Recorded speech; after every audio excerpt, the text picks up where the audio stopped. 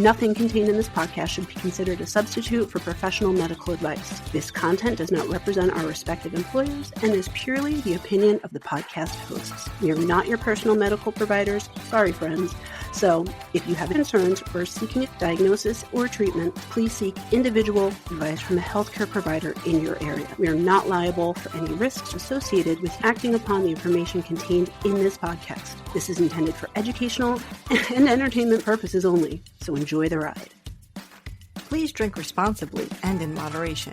Before drinking, please be sure to be of the legal drinking age for your country. We do not encourage the misuse of alcohol.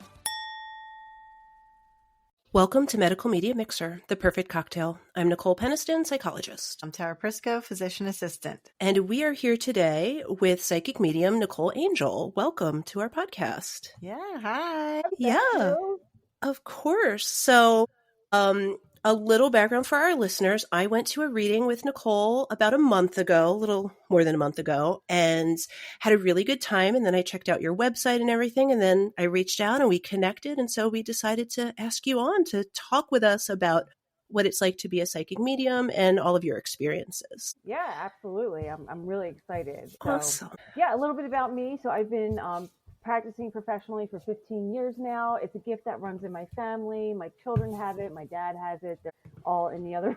Everybody has it on my dad's side. My mom's side, I make fun of them. I call them like the witches. So I got like the witchcraft on my mom's side and then the angels on my dad's side. And that's just a fun joke because we're Irish, so we don't really believe in witchcraft. We're Catholic actually, but I think in terms of it being spooky season, it's just like very fitting. So anyways, I've been doing this for 15 years, always aligning myself with the light. And so what happens is I can see angels and spirits just as easily as I can see the two of you, like when I'm working out, when I'm going grocery shopping, when I'm on a date even. So it gets very crazy very quickly. My angels have never steered me wrong. They're always there to help myself and others.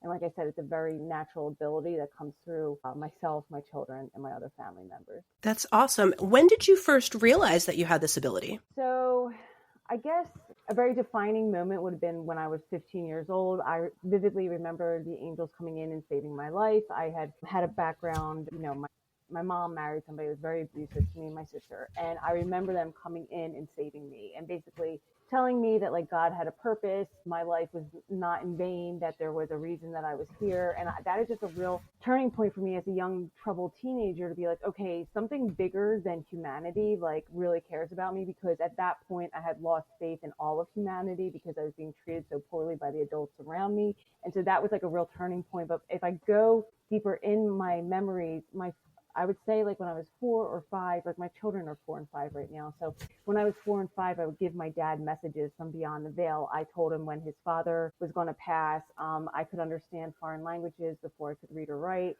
And I had prophetic visions and I would tell them things that were going to happen before they actually did. Wow. Always been there. Yes. Yeah. So I saw on your website that you said that you are an evidential medium, yes, mm-hmm. and as well as a trance and physical medium. So can you tell us what the difference is between those as people who are new to all this? Yeah, absolutely. Evidential mediumship is a form of mediumship, particularly practiced in the UK or Ireland, England, Wales.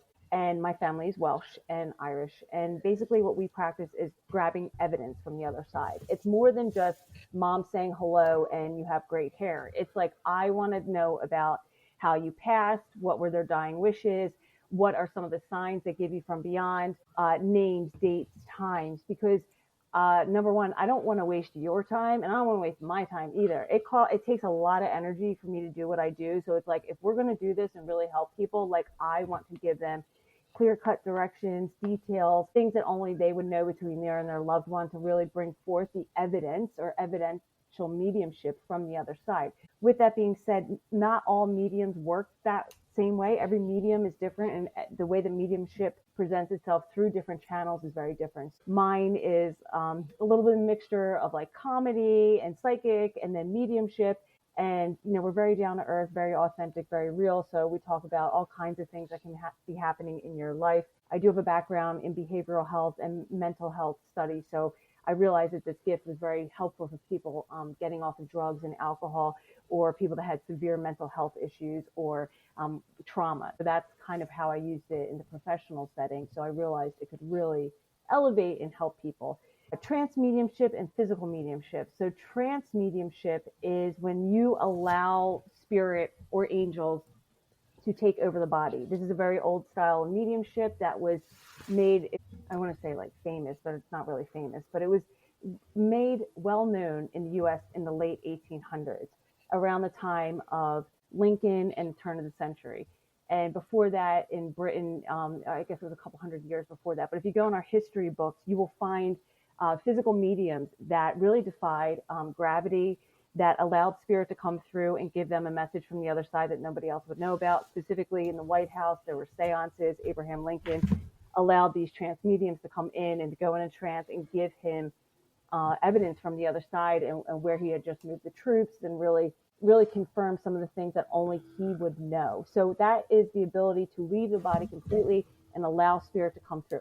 I did that for 13 years and I really blew my body out. So I tend not to do that anymore because it takes, again, a lot of energy for me to do that.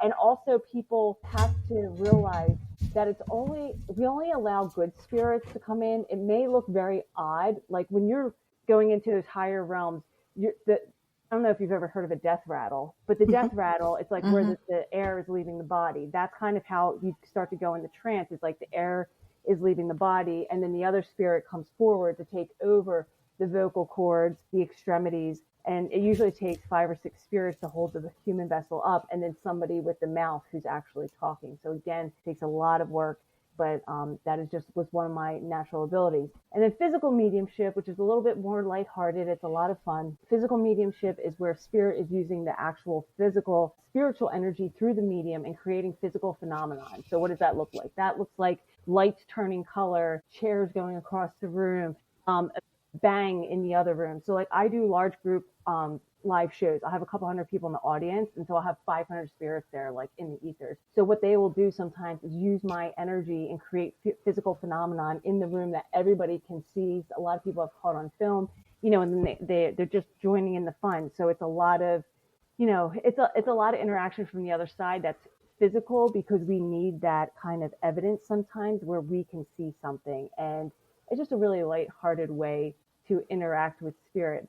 It's funny because I can't help but feel them come in every time I talk about this stuff. So if you see me kind of looking around the room or like taking a minute to pause, I'm like, okay, hold on, guys. Like, don't back up.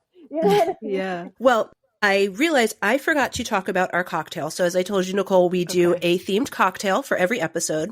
So our cocktail today is called the Psychic Potion. It is courtesy of Google AI. It came up with the cocktail for us. So it is 2 ounces of butterfly pea flower infused gin. So you can either buy it pre-made. I believe, Tara, you said it was the Empress 1902. The Empress, I think 1908, 1902, some year, yeah. Empress gin. But I made mine with just using regular gin, and then I got butterfly pea flower tea and just infused it for a couple of days. So you put in 2 ounces of that plus 4 ounces of tonic water, and then you slowly pour over a ½ ounce of fresh lemon juice, which is supposed to change color. Both Tara and I tried it. Our drinks didn't change color, but somewhere it changes. Mine's light purple. Hers is dark purple somehow. So I think mine is dark purple because I started infusing my gin on Sunday. So it's infused for quite some time. So it's almost blackish blue in the bottle. And then so this is slightly lighter. But that's what we're drinking today. So I know that was a little bit of a segue, but I did want to ask, you were just telling us about these different types of mediumship, and then you said like they're kind of all around you. Do you have that ability to kind of turn it off or maybe mute it a little or turn down the volume so that way you can interact in other ways? Yes. So that's what, like, for instance, now, like, I don't want to, I don't want to like start talking to them. So I'll tell them to back up. And so I can feel them backing up out of my field. But in my 20s, it was really hard for me to be in public situations or interactions. And now I'm in my 40s. It's much easier. I've learned how to flow with it. I've learned how to set boundaries with the spirit world and let them know, like, hey, if you want me to do this and with your loved ones, like, you got to give me a moment to just be me. And like, I can't talk to everybody all the time. Make me a little crazy. So, so I learned how to buffer it for sure. Yeah. It's funny, that reminded me, this morning I was listening to a different podcast, a true crime podcast, and they were talking about this gentleman who basically pioneered the art of making busts of Jane Doe's, John Doe's. And he started upon it by, he saw someone in a morgue and he like automatically, he's like, I know what she looks like. I know her. And he was able to kind of use this gift of sight that he had and channel it into art to help these people find out who these victims are, help families get peace. And I think it sounds very similar to how you're describing it, where he could just naturally have this sense of who this person was, what they looked like, what they needed. And I kind of got chills listening to it. There was this one missing woman and he was trying to help connect them with whatever family. And he made the bust of her looking up, and her family saw the bust and was like, she always did that motion. She always looked up in that certain way. Like, there's no way you could have known that. And so I feel like he probably had a similar gift as you do of just kind of intuitively understanding things about people or things. Maybe it was spirit coming to him and sharing with him like, hey, help me be found. So it's really cool that that's something that people can use in different ways. Yeah, I know some mediums that actually do that, where they use paintings, drawings, sculpture, and they'll allow the loved one to come through physically. So it's another form of physical mediumship. Allow them to come through physically. And when I do it, it's almost like they're putting on a suit of armor. I can feel everything about them. I feel how they wore their hair, how they felt inside, the way that their hands were, their arms. It's like I can totally describe their loved one from the inside and out. And it's like I would have no way of knowing that if they were not truly there. So, but some of my friends, they allow them to come forward and draw pictures. There's a thing called a spirit box where you go in the trance and you allow the spirit to come through, use your energy, and they draw a picture. And then there's other mediums that will embody the spirit and let them put their paintbrush to the board and they're drawing a beautiful picture or sculpture. And a lot of people believe, some of our great artists in history, that's how they really felt art, or they could see the art, is like they were channeling it. They were there in that moment, and the art or the sculpture just arrived. Like I forget who said it, but they said I just carved out everything that wasn't like Michael Angelo, or I think it was Leonardo da Vinci. I think it was somebody like that. Like I just carved out everything that wasn't them. So it just makes sense that person goes into like an altered state of consciousness, which makes me it's very funny that in our human society, in like present day, modern day society, we, instead of trying to work with that world, we try to debunk it. And I think that's just like, and you listen, you want to be with credible people, because just like every other industry, there are people that are not credible, right? It's like every other, you just have to really feel who's intuitive, who's authentic, who's real, whose heart is in the right spot. Like for me, it's always about being of service to the spirit world and being of service to the humans. Like it's never about me. It's always about like the spirit and making connection to their loved ones, and I'm being of service to them. So my job as the medium is to show up and be of service to the loved ones so that they are provided some sense of healing, peace, love, laughter, joy, something. So I just think it's a really nice way to offer people that. And especially in terms of like healing, it can really fast track grief, or I don't want to say fast track it, but help people maybe have a little bit of closure or get to another stage of comfort or calm through losing a loved one. Yeah. So as you heard when we did our intros, I'm a psychologist, Tara's a physician assistant. So we both work in the medical field. And I think sometimes it can be really hard for us to suss out what is a true spiritual experience or connecting with spirit versus what is psychosis or a mental health crisis. And from your perspective, both having worked in mental health, but also having these abilities, do you feel like there are clear distinctions that we can look for? Yeah. How much time do you have? Woo, that's a whole nother topic. So it really, like, it depends if somebody's using drugs. It depends if there's a history of mental illness in the family. It depends what kind of spirit they're talking to. Like we just dealt with a possession the other night. That was not a lot of fun. And there was like a darker energy with this person, and she had owned it as part of her personality. So there's things that people we go to like in the church, doing exorcisms, that kind of a thing, to really delve and prayer. So that's one piece of it. But I worked in like on the streets of North Philadelphia. I don't even know if you guys are familiar with that area, but there's a lot of like death and destruction and a lot of mental health and homelessness. And so I really learned there how to help people get sober, plus work in the treatment industry. And what I could see was, what were the spirit, like when somebody has schizophrenia, what is coming out of their mouth? What kind of psychosis are we dealing with? Are we dealing with doom and gloom? When you're dealing with doom and gloom, I really do feel like it's either a darker energy. The other thing, which I don't even want to say online because it's like that. I don't even like dealing with it. It's typically you need to watch what they're talking about and where the brain is and how they've identified with it. Or are we talking to somebody that's well grounded, has both feet on the ground, and somebody like myself where we're trying to help humanity? So it's kind of like, what spirit are you talking to? What type of energy are you talking to? And is there proof and validity of this? If you have somebody that comes into your office and is like, I'm the light of God, I'm the second coming of Christ, and you all need to bow down to me, I would say we really need to have a serious discussion with this person. Or is it somebody saying, hey, I just saw my grandmother in the kitchen. I haven't seen her in 20 years. She passed when I was like 2 years old. And my God, it brought so much healing to have like a warm hug from the other side. Or I'll give you an example. So this is how I knew it was real. So I worked in clinical settings with underneath a nurse practitioner, actually. We would do groups, and a lot of the women were dealing with borderline personality disorder, and they could not really have any quality of life. And so what started happening was their attackers or people that had been abusing them sexually started coming around them in spirit, and I could see them, and they would tell me their stories, and I would start telling these women the stories from beyond without me even knowing the women or without me looking in their chart, and it would immediately strike something in them where their walls came down and they would actually hear some sort of hope or message just for a second, and it would give them an opportunity to go, oh my God, I can actually like trust you, and I will actually go to therapy or take suggestions or take the medication and all of the things. So that was a real turning point. And then also I had a young man who kept relapsing on heroin and he couldn't get off of it. His grandfather had like sexually molested him, and the grandfather had passed, and he was able to come through in spirit and really apologize for some of the things that he had done. And again, I had no way of knowing. And when he came through, it was the most beautiful. Like I was almost not going to allow it to come through because it was so personal and there was details in there, but only I was like, what do I have to lose? I just want to help this person like stay off of drugs and, stay sober. And so I gave the message, I allowed him to come through, and that person like has stayed sober ever since. Like through this, we've helped thousands of people kind of recreate their life. Some of them still see today on the street, and it's really amazing. They have lives now. They're doing really amazing things in the world, professionally and personally.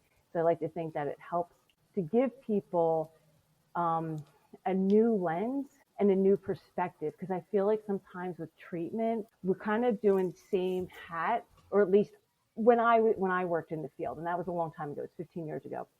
It was kind of like the same sequence or the same treatment plan was for every person that came in the door. And it's like, even though their symptoms may have been the same, but how are we creating a new way to treat this person when they're dealing with something that's so multidimensional, or we're dealing with something that's multifaceted? That would be a better word, multifaceted. So like, how do we go in there and create the best possible plan? And just to kind of like segue on this, because I just had a session today about this, there's a lot of different treatment modalities around the country that are offering different ways to go in and treat the humans, such as like shamanism, psychedelics, like in Arizona and California, that's coming to the forefront, ketamine in New Jersey to help people work through trauma.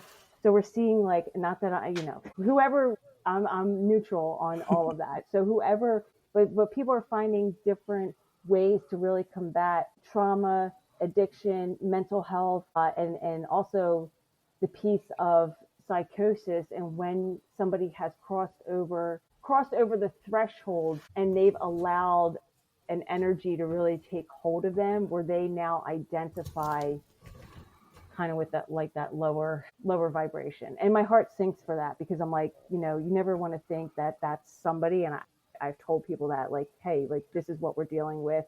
We may have to go to a higher way to treat it. For me, I always went to the church because kind of, if it's not broke, don't fix it. And who better to do an exorcism? And so I would work with people in the archdiocese and things like that, and just helping and praying over them. And so that can be reversed. But when you're dealing with psychosis and somebody, again, you're just listening to the personality, how they identify with the spirit, what the spirit is telling them, and the information that's coming through. And can it be backed, or is there evidence of the afterlife? What are you bringing forward? Sorry, that was a very long answer. It's okay. But what I hear in, the underlying part of that is something that Tara and I talk about a lot, is taking that step back and just listening and understanding and meeting somewhere where they're at and pulling away the judgment. I mean, I saw someone a few months ago. I was doing an evaluation for them, and they had a long laundry list of diagnoses, and one of them was schizophrenia. And that was not what I was looking at. But when I was doing their feedback for their evaluation with me, I said to them, has anybody ever talked with you about your schizophrenia? Because it was a very faith-based kind of paranoia psychosis. And I said to the person, I said, I don't know what's out there. I don't know what's beyond. But I can tell you that someone somewhere made this diagnosis based on those comments, and I'm not here to judge that, but that helps you understand why some people may see you in that light. Whether you want to feed into that, negative stereotype, that is up to you. It was so funny because I was with him and his older sister who helped him a lot. And she said to me, she's like, nobody sat down and talked to him about, diagnosis versus spiritual beliefs and feelings and said it in such a warm, welcoming way. And I said, that's the problem that we see with a lot of practitioners, is that they're not willing to have those hard conversations and admit that there's things out there we don't know about, or we can't prove, but that are real for someone, and just how to help them come to acceptance with what they're experiencing. If they still need mental health help, putting that into addition, not trying to erase an experience that they've had. Yeah, I love that. Yeah. That's a really awesome way to go about it. Yeah. And I think, I come from a unique perspective where I've worked in forensics, so, fully looking for facts, but now I work in more of a clinical lens, and I work with a lot of folks who have unusual beliefs. I work a lot with folks who have autism, and sometimes their beliefs or the way that they see the world are very different than other people, but it doesn't make it wrong. It's just different. And so I think trying to meet people where they're at, hear their experience, validate it as much as you can, and go from there and see what's healing for them. I know that you had said in your intro when you did the reading that I went to, that you had a history of NDEs, and we had covered that in a couple episodes before. Are you comfortable telling us a little bit about those experiences? Do you think it's connected with your talents that you have? Oh, yeah, for sure. Like, because I working in drug and alcohol, how I got there was that I, had my own history with addiction, and I, was able to get sober, and I had a lot of introductions with angels from the other side, literally coming to me as I was leaving the body, because I was trying to get off the planet. I was trying to commit suicide 4 times. And they kept bringing me back, and they were like, you're not able to kill yourself. Like, you need to just stop. Like, this is not happening. And I was like, well, the only way I'm coming back is, if I understand all timelines, all realities, all dimensions, if I understand everything, because I had given up on humanity, because humanity to me was, the people that were supposed to love me were very abusive. I had been like raped. I had been cheated on. I had been, just thrown out, like, just a lot of stuff had happened. And I was like, I give up. And so I got into drugs very heavily at a very young age, like 15 years old. And again, that's when I met one of my guardian angels. And he really just started to talk to me about quantum reality and physics and things I would have like not prior knowledge of. Like, I don't study any of this stuff. Everything I learn is right from the channel. So if you ask me a question and they're close by, they can give me a direct answer. I work with like a lot of people in science, and we always talk about like science and spirituality and how they complement each other. So basically, I have passed 4 times through the veil, and every time was either a drug overdose or intentional. And so what I saw, or what I was met with on the other side, was like a white light experience, like meeting with my guides, having all of them come around me, having all the angels come around me, telling me different things about who I was as a soul, why I incarnated onto Earth in the first place, what I was going to be doing with my life. Because at that moment, I did not see any light at the end of the tunnel. And so every time I came back, I incorporated more of what we would consider more of your soul into your physical body. When more of your soul is incarnated into the physical body, you start having psychic phenomenon, spiritual phenomenon, all of the things. Like, that had already been happening ever since I was a young girl, but this was even more so. So it's the ability to like recreate yourself from the inside out. It's your ability to have an exuberant amount of energy, like there's physical things that happen, and also the knowledge. So we always tell people, like, those people who incarnate. And so what do I mean by that? So when you have more of your soul inside of your body, you can actually understand humanity on many layers of consciousness. It's just natural to you. And you also have the ability to regenerate your body at will. I know that sounds crazy. I know it sounds like science fiction, but typically people like that have an exuberant amount of energy, are able, they heal very quickly, have like supernatural abilities, supernatural talents, which is not really that abnormal. Many countries have recognized this. The US is just kind of slow to the party. So the same is when some of the soul is not exactly in the body. You'll notice people are either on, I like to say, like other planets and other layers of consciousness. They're not really in the here and now, and they're not very much like grounded in this physical reality. Sometimes you'll talk to somebody, it'll seem like the lights aren't even home, like they're not even there. It's like literally their life force is somewhere else. It's not in the physical apparatus. So part of the near-death experiences was for me to go back and forth between these different layers of consciousness, and where I could help people. I could hold space for a lot of different people, a lot of different types of people, so that they could essentially heal. Like that was my mission. God, creator, force, however you want to say it, was basically like, hey, we're putting you back in your body. And part of that is that you're going to help people. Like that was kind of like the contract that I made. I'm like, okay, cool. So I'm going to help people. With that being said, a lot of people that overdose or are really lost in the world, or like I said, have suffered huge amounts of abuse, I can kind of hold the light for them, so to speak, so that they can feel themselves for the first time, if not for the first time, where it's somebody, like you said, who's non-judgmental, just wants to hold there, be with them. And I can go in my experience, I can go, a little bit deeper, because I know what it's like to not want to be here. And also I get to hug them, which I wasn't able to hug people when I worked in the treatment centers, because you have to be like very boundary setting. They can't have my phone number. You know what I mean? Stuff like that. So in this aspect, I felt like God was like using me, like, hey, girl, you have been through it. We know that you're here to help humanity. We want to give you the wings to fly. Like the way that this works is like, you're going to you in essence have to be of service, and I want to be like, this is what we want you to do with your gift. The NDEs have brought me a space of compassion, and also knowing that life is everlasting. When I just had a grieving mother lose both of her sons very early on, like early 20s.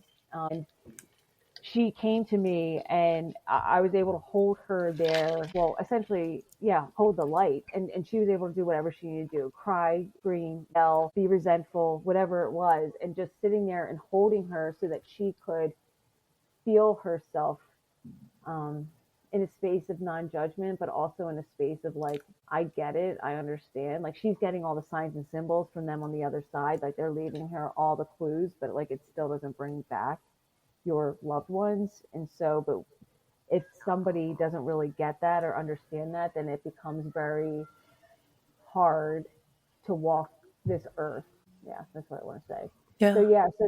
So near-death experience, very interesting. I always tell people like, to test the channel. So what do I mean by that? So like if you're getting information, so I know a kind of opposite of what you were saying with like the evidence, but like I tell people that because a lot of people I meet can kind of go so etheric that they disassociate from Earth completely, and like they'll be on a spaceship somewhere. You know what I mean? So I'm like, okay, let's test the channel and what kind of information is coming back for you, and is it tangible, and can we do something with it? Because if it doesn't make sense and you're not able to function in this reality, like we just had somebody, I didn't have them, but my friend did, where, they said some kind of things that were scary. And I was like, whoa, we're going to back that train up right now, because I don't really believe an angel would be talking like that. It's never anything that I have heard. And it's when you've been in it for so long, you really can set those boundaries with people so that they don't go out and do something really crazy. Because again, we're dealing with humans, we're dealing with the unseen world. And in this industry, some people can really take that ball and run with it. And it's not, how do I say this? I've seen people take the ball and run with it and go in a place of ego. That never works. Or a place of hierarchy. And that also never works. Yeah. So it's the same even playing field. We're all we're all, in my perspective, we're all created equal. I believe that we're all children of God, and I don't believe that in a religious sense. I believe that in a spiritual one. And we're all here just trying to find our way home and love one another the best that we can. Yeah. So what's interesting, real quick. So part of what we do with this podcast is we usually tie in sort of like media references, TV, movies, things. And it's funny because I picked up a fiction book not knowing anything other than I know the author and I know what it was. And they're literally dealing with the whole concept of noetic science or the out-of-body consciousness and things like that. So it really got me to start deep diving and looking things up. So the way they describe it, and I'm curious, and I think some of the words you've used are similar, they describe it as consciousness being all out there, and maybe I'm only tuned into this channel of the radio, Nicole's only tuned into this radio channel of the radio, but you have the ability to see more of those waves out there than we do. Like you just have the ability to do that. Is that how you kind of see it or judge it or experience it? Yes. I call it like, do you remember those Russian nesting dolls that nested on top of one another? So consciousness is spherical. Dimensions are spherical. And you poke a hole into each different one, depending on what piece of the doll you're in or what layer is what information will come back from you. As well as, and then beyond that, I love what you're saying, because I talk to people like we're each a tuning fork or a frequency band, and we tune into the radio station of the channel that we want to be in. So like, right now I'm getting into more business and real estate, whereas before it was like behavioral and mental health. So it's like, what chapter am I on? I do it real baseline like that so that people understand what we're talking about. But yes, you can tune into any channel you want. And I find energy work, meditation practices, yoga, cleaning the body from the inside out, like working out, eating really high vibrational food, that will also get you there. So yes, so consciousness is everywhere all the time at the same time. Right. And where do you want to be and what station do you want to pick up on? Yeah. Well, and I was actually just going to segue it over to Tara. I was going to say, first, I was going to thank you, Nicole, for just being so vulnerable and sharing those very personal experiences. I think it means a lot to, both of us just to hear that from someone. But I think, some of our listeners might really identify with some of that stuff you've talked about, because lots of folks have those experiences, have been very down and no longer wanted to be here, but they are still now. And maybe knowing that maybe spirit or there's a higher purpose can help guide them, because I think that's really touching. And we don't have the evidence of it, but it doesn't mean it's not true for someone. It's not true for their belief system. But I was going to ask Tara, because she's much into the research. I think she had some questions about the research, and you just talked about it. So a little bit. Yeah. So the other thing, I was actually looking, because the way there are studies out there of people trying to grasp or measure this, right? And so there are a couple of studies I'll link in our show notes, but I gotta gather my own brain around things sometimes, but trying to reproduce and understand these things. And it's very difficult to reproduce something that's a very singular experience for a person. But one of the theories was that it really has to do with our GABA in our brains, which is a neurotransmitter that sort of inhibits everything from being everywhere. And that when people have things like a near-death experience, sometimes seizures, sometimes certain drug uses like psilocybin, mushrooms, and things like that, it kind of lifts the GABA receptors and allows people to tap in a little bit more to what's out there than they were programmed to do it. So I think there might be some real information out there, but it's very difficult to measure, right? It's something that people like me who work in the logic world, we want to put our hands on it. We know there's something we can't understand. So I think it's interesting that hearing your perspective on the way you describe how you experience it. Yeah. And that's why I always go back to evidence. So my guides in the beginning, I would test them. I'd be like, if you're real, you need this needs to happen, or I need to see you, or I need some sort of measurement, some sort of tool, because I'm not just going to jump out there and not really understand how this works. And so I'm liking it to, manifestation and creating your thoughts, creating your reality, and bringing it real down to mindfulness. And, what we think and how we feel about ourselves is how we will create the world around us. Are we going to be in a world where there's magic and miracles, or are we in a world where there's just doom and gloom? And yes, can both exist at the same time. So it's like those big existential questions, and needing to measure things. I believe the measurement is good because it keeps people from psychosis, because I have seen that really go bad through people doing too much ayahuasca, people listening to too many spirits, listening to the wrong spirit. I've just seen a lot in 15 years. So I really do appreciate the measurement of it and producing that psychic phenomenon. So in the 1800s, when trance mediumship was really big, what they would do is they would do like seances and gather people in a room and really focus mind, focus thought, and recreate some of the phenomenon. Some reports have said that there is like levitation involved, that there had been objects moved, spoons bent. There's a practice called ectoplasm, or the cones. Have you heard about Yes. that? Yeah, where the ectoplasm comes forward. That I have seen that in person. It's pretty wild. Or table tipping. I have seen that as well. But all I can go on is my own personal things that have happened to me. So I try to catch things on film. We have a video of a spirit playing with my hair. They're like twirling the hair up around and moving it. It was really fast. And I didn't even know it was happening. My group around me told me it was happening.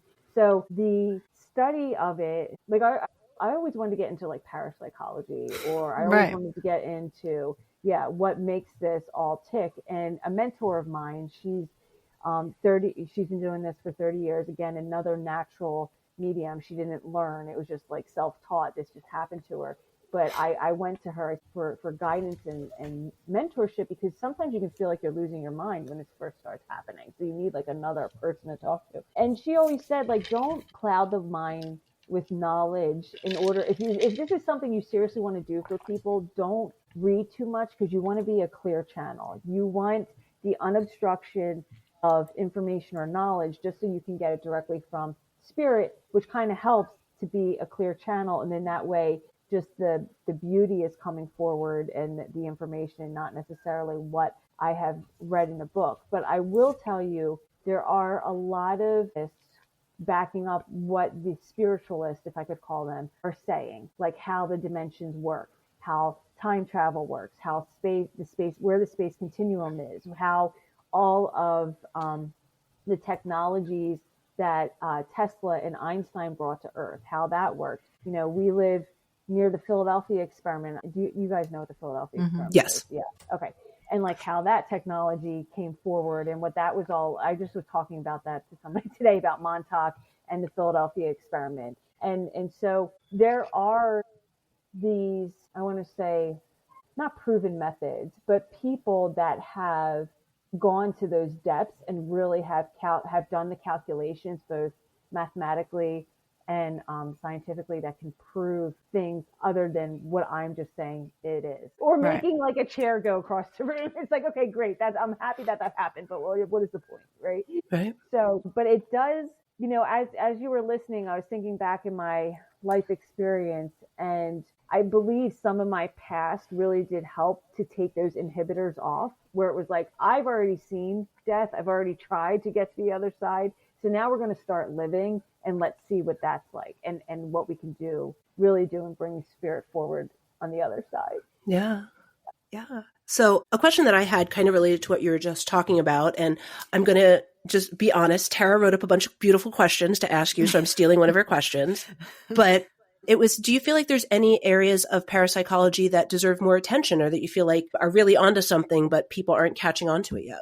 I personally believe in like spirit phenomenon, like spirit materializing and making things happen. So like I get a lot of calls, text messages, whatever, about people seeing angel numbers all the time, about smelling their grandmother's perfume, about like physical evidence and breaking through the veil. So I would really love if physical mediumship was quantified even more, because to me, that is something that we can measure. I always said I would love to have like cameras in my house, because there's so many things that happen in my house that I don't catch on film day to day. And I would just like to keep them rolling. And as you play back the film, see what happens. So after my shows, people will come up to me with pictures of their loved ones they were obviously gone, but they've already materialized into the film. So I would love that kind of study to be done, so that we can really figure out, well, how does that happen? How does a spirit materialize at will in a photograph or make the lights turn on and off. Yeah, that's really cool. I had an experience a while ago. I went to a different psychic medium, and it was a group reading similar to like what you do, and completely like unsolicited. I went up to one of the mediums and just, thanks them for their reading. And she said to me, "You have abilities, but you are too blocked by what you do to read that stuff." Do you feel like that happens with people where they might have these intuitive abilities or this spiritual connection, but there's other stuff kind of clouding it or getting in the way? Oh, yeah, for sure. For sure. Yeah, I do feel like we could all use a vacation or go on a retreat somewhere and just kind of like relax. Especially in the US, like I'll just speak to us. Yeah.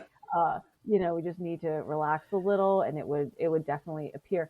But I feel like I think I'm a pretty grounded person. Spirit will come through if we want it to. I always say when you're working with benevolent beings, when you're working with beings that are of the light, they do not overstep your free will. So unless they're really invited in, or you give your team the green light to say, "Come on here, I want to connect with you. I want to see what you have." That's why in the beginning I was always like testing my team and inviting them in. They will make their presence known. Now, if you're dealing with something that doesn't care, they'll just overstep your boundaries all day long. But I feel like, being blocked, maybe life experiences, sometimes people have been through trauma again. They have they don't want to open up, or they can't open up, or it doesn't feel safe, I'm hearing. So like they don't feel safe to open up. So if we can create like a safe container for people, then I think it'll be that much easier for them to open up. But yeah, I have seen that before. Yep. Yeah, I think with myself, I've in the past jokingly made this comment, but now I do feel like it is more true. And I think it's what's guided me into the profession I'm in. I do feel like I'm an empath. And I wonder sometimes if picking up on those emotions of others is kind of preventing me from hearing emotions or hearing connections from people of past, because I'm containing so much from the people that are right here with me. And this is a totally off topic question, but it just popped into my head. So you talked a lot about spirit coming through. Weird question. Do animals come through? Like people's pets or animals that maybe they have a spiritual, like people say they're spirit animals. Do you things like that you think come through or make connections? Oh yeah, 100%. Like when I'm staring at somebody, or like last month we had a huge show and I was the front row, the audience, and I saw like all the human spirits, and then all of a sudden I had this like dog like just hopping around on people, and it was like a short-haired dog, and it was little, and I described it, and the lady like at the end of the row was like, "Yeah, that's my dog." I'm like, "Okay, well they're here." That's great. Yeah, I know. Tara, did you have some other things you wanted to ask Nicole about? It's just very interesting to open the discussion. Is there anything, I guess, again, bringing it back to, sort of the core of what you do, like media, books, TV, movies? I'm sure the portrayals are all over the place, but how do you feel about how psychic mediums are portrayed in popular media? Yeah, it's a great question. So I get compared a lot to like the Long Island Medium and other psychics that people see on TV. And I'm like, okay, it's like my opening line at my show. I'm like, I'm not the Long Island Medium.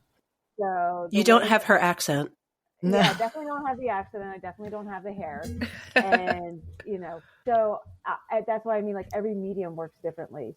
So I tell people the way that my gift, and I explain the way that my gift works, so that the way that my gift works may be different than the way somebody else's gift works. And as many different spirits as there are on the planet, or as many different people there are on the planet, as many different spirits there can be in the way that they perceive themselves and the information that comes through. I don't choose how the information comes through. I'm just going to tell you how it comes through to me because of the team of angels that I'm working with. Like they work with specific subjects and a lot of health and healing and different timeline things, and then a lot of existential questions, people, life purpose, and then your loved ones on the other side come around too. But I cannot pull a spirit out of the hat. I always tell people that they're either there or not. And not everybody has spirits with them. I found that out. I'm like, your angels are always there, but not everybody has spirits with them. Like I don't think that. Ancestors, yes, you'll have your spirit guides, yes, you'll have your archangel, but as far as like ancestors, your ancestors could be off doing something else or reincarnated if you believe in reincarnation. So that not everybody has spirits with them. It does upset me because the number one thing I used to get when I was younger was like, oh my God, we thought you were going to be like this old 70-year-old lady, but not 70 years old. My mom is 70. She's really looks great for 70. But we thought you were going to be in your 70s with a crystal ball and gray hair and like, yeah. spooky. And I was like, yeah, Definitely don't look like that. That's for sure. Well, I think that's like really a very negative feminine stereotype too, is like if you are if you have certain things, you look a certain way. And I don't feel like we necessarily assign those same stereotypes to men. Yeah, girl, go for it. Yeah. Yes. We're all about smashing the patriarchy. So Okay, all right, awesome. I'm here for it. Yeah. Because I had a baby and got gray hair in the same year. I'm like, what the hell is happening? Okay? That's because that's what happens when you have babies. yeah. It all starts. I'm like, that's a whole nother show. But yeah, I did not like, because I'm like, doesn't make sense. I'm nursing, breastfeeding, and I'm getting gray. Okay, cool. So yeah, so the same is I like smashing that archetype. So my thing is like, I do shots of tequila, I smoke a cigarette here and there. I love the F-bomb, and I have tattoos. Like I'm a real down to earth like type of woman. But I think that's what makes me so unique and approachable to people, is like, oh my God, like she's normal. Mm-hmm. Like this Right. is happening to her and she's normal, And again, it's like, tequila and tobacco help to calm the channel down. So that's why I will at night like have a drink, or I will smoke a cigarette, because it's like putting me back into my body. Mm-hmm. And if we go into like different cultures, as far as like Native American spirits or other spirits of the land, the Celtics, they use these herbs, these plants to really do an offering and a ceremony to the spirit world and saying thank you and good night. So that's kind of like my own little ceremony at night. But then I can show up to a bar, a comedy club, or a restaurant and give people a message from the higher realms, because I'm like down to earth, I gotta say, like just like a normal person. And they're like, okay, like that's cool. And my biggest thing was, because I had such a sordid past, is that I needed to know that God loved me. That was really why I started this, is that I needed to know that there was a power greater than myself that actually gave a shit about me, because all of the people that were supposed to love me, I felt had failed me, right? So, and that's not my mom and my dad, it's peripheral people. And so I just found that, and like boyfriends that I had fallen in love with, and all the things. So I needed to know that there was a greater sense. Somebody was looking out for me as a soul.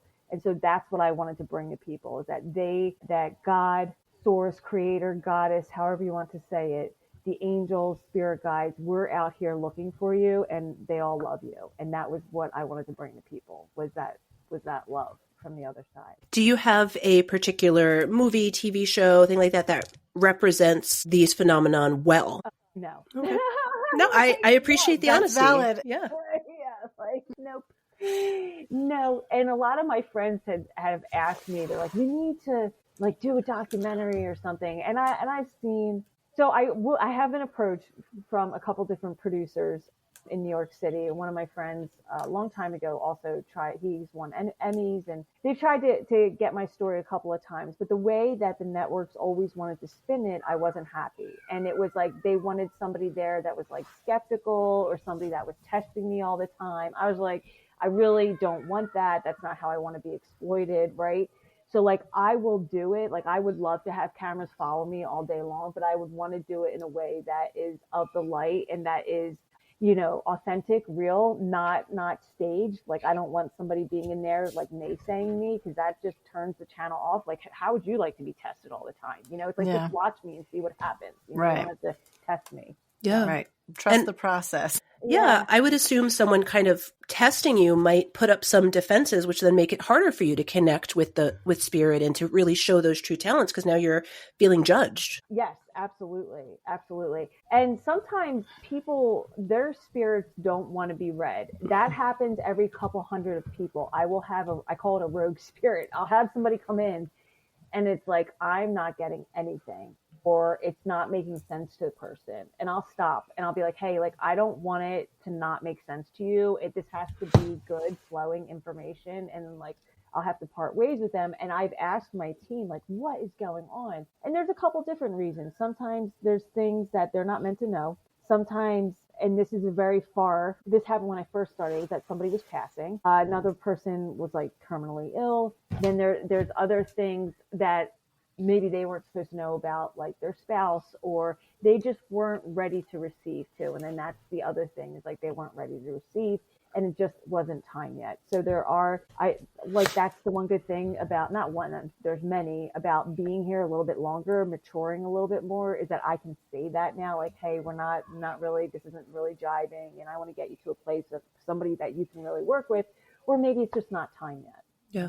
I think that, I mean, Tara and I have talked before about, our positions. And I think some of that is kind of like taking away that imposter syndrome and just having confidence in yourself and your abilities and the way to communicate that stuff. I would imagine that happens in any sort of field, like your sort of field, something that you're able to say now that maybe when you first started, you weren't comfortable or didn't feel confident saying. Well, we kind of talked about this already, but we had talked about if you feel like other people have these abilities. And I know that you have a psychic school. So can you tell us just a little bit about that? Yes. This is a really good girlfriend, Amy. We started it in 2018, still going strong. We have students all over the world. Basically, we materialists. We attract people who want to work on their spiritual gifts. And I've had friends, because I have a lot of friends in the business world that are very grounded, and they're like, wait, there's that many people that would be psychically inclined? I'm like, yeah, there's 7 billion people on the planet. There are more than just me and my girlfriend that are psychically open. Yes.